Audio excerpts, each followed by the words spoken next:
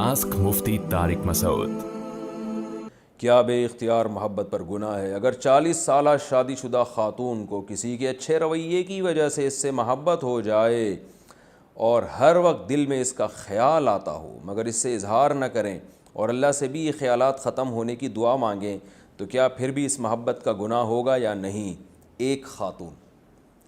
دیکھیں، شادی شدہ خاتون کا کسی نامحرم سے اس طرح سے محبت پیدا ہو جانا، اس کے لیے فیلنگز دل میں پیدا ہونا، یہ بالکل غلط ہے۔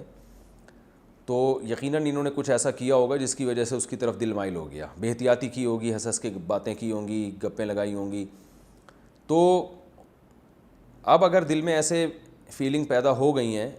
تو انہوں نے اگر توبہ کر لی اور اس سے تعلق ختم کر لیا اور یہ فیلنگ دل سے نہیں جا رہی ہیں تو پھر انشاءاللہ گناہ نہیں ہوگا، کیونکہ ان کے بس میں جو تھا وہ یہ کر چکی ہیں،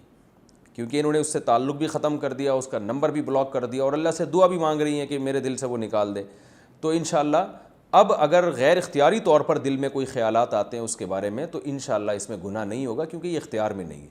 لیکن اگر یہ خاتون بار بار دماغ میں اس کا خیال لاتی ہیں یا اسے کال پہ بات کرتی ہیں یا اس سے ملاقات کرتی ہیں یا کسی بھی طرح سے اسے دیکھتی ہیں اور پھر یہ بھی دعا چل رہی ہے کہ میرے دل سے اس کے خیالات ختم ہو جائیں، تو یہ اس کا مطلب یہ دعا میں مخلص نہیں ہے، پھر ان کو گناہ ہوگا کہ کیوں وہ اسباب پیدا کر رہی ہیں جس سے وہ عشق پیدا ہوتا ہے، عشق بڑھتا ہے۔ تو عورت کو چاہیے کسی بھی نامحرم سے بات چیت کے دوران اگر اس قسم کی فیلنگ آنا شروع ہو گئی فوراً اس سے تعلق ختم کر دے، اور خاص طور پہ شادی شدہ خاتون کے لیے تو مسئلہ اور زیادہ حساس ہے، کیونکہ اس قسم کی محبت اسے اپنے شوہر کے علاوہ کسی اور سے کرنے کی اجازت نہیں ہے۔ با پردہ لڑکی کا کالج میں داخلے کے لیے فوٹو دینا، کالج وغیرہ میں لڑکی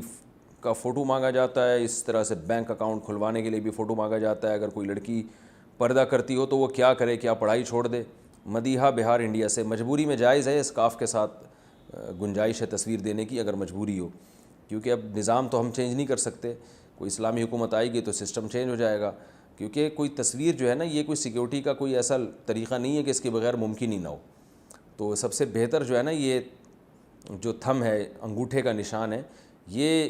آئیڈینٹی کا جو ہے نا سب سے بہترین طریقہ ہے۔ تصویریں ایک دوسرے کے مشابہ بھی ہوتی ہیں، چینج بھی ہو جاتی ہیں، لیکن بہرحال اب ہم نظام تو چینج نہیں کر سکتے،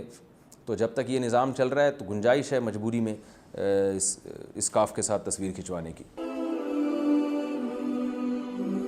آسک مفتی طارق مسعود۔